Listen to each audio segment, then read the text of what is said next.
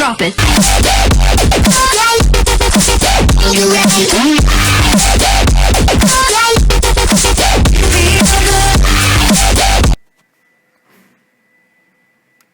The computer video. The processor is often referred to as the brain of the computer. It's responsible for everything that goes on inside. The CPU processor is located behind a fan on top of the motherboard and generally next to the RAM. The CPU uses something called a fetch, decode, execute sequence. It carries out the instructions of a computer program by performing the basic arithmetical, logical, and input/output operations of the system. The CPU is composed of a lot of things, including the execution core, the data bus, the address bus, the math coprocessor, instruction sets, multimedia extensions, registers, flags, pipelining, memory controller, and the cache memory. The fetch, decode, execute sequence is a 4-step sequence which the computer uses. Step 1 is to fetch. The control unit fetches the maths problems and instructions and data from the memory. Step 2 is decode. The control unit decodes the math problem instructions and sends the instructions and the data to the ALU, or the arithmetic logic unit.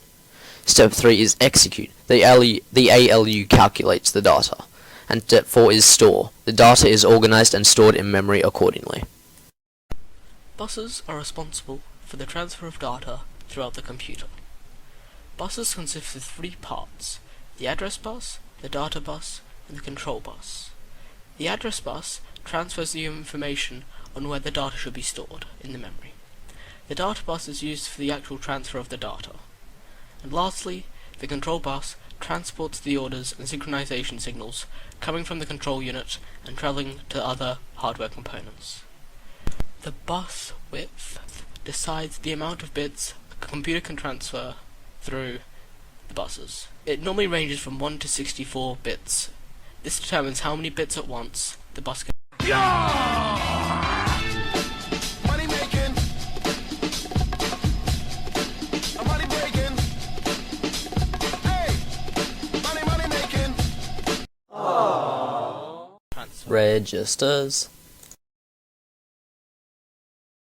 Processors contain some small high-speed storage units called registers. Registers are types of storage that temporarily hold and store bits of data and information. Most computers have many kinds of registers, which include user-accessible registers, data registers, address registers, conditional registers, and general-purpose registers. There are many other kinds of registers as well. Some of the most common registers are data registers and address registers.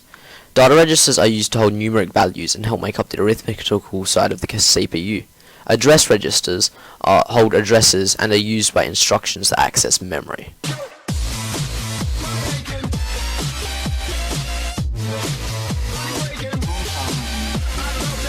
Data when it's being powered. Examples of this type of memory are random access memory, or RAM, and cache memory. The opposite of this is non-volatile memory, which is memory that can keep data even if it's not being powered. This is usually a hard drive or a USB flash drive. Random access memory. We can cut this out. Right. Random access memory is the type of memory in the computer. It allows stored data to be accessed directly and in any random order, thus making it faster than usual storage devices. Hard drives read data in a specific order, that's why they're slower than random access memory. Random access memory is deleted when the power is turned off.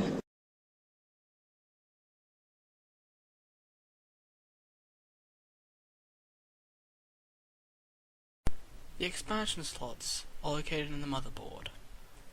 They are slots where expansion cards, like video cards, sound cards, network card, TV tuner cards, are inserted to improve the system or add different functionalities to it. Some motherboards even have these expansion cards built into them. The motherboard is essentially a hub for the computer. Everything meets and connects to the motherboard.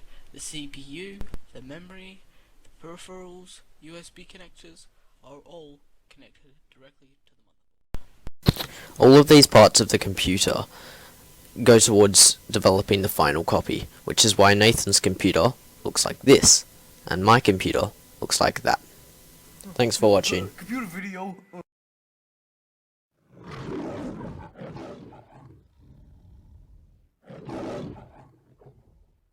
Awi mawa, awi mawa, awi mawa, awi mawa, awi mawa.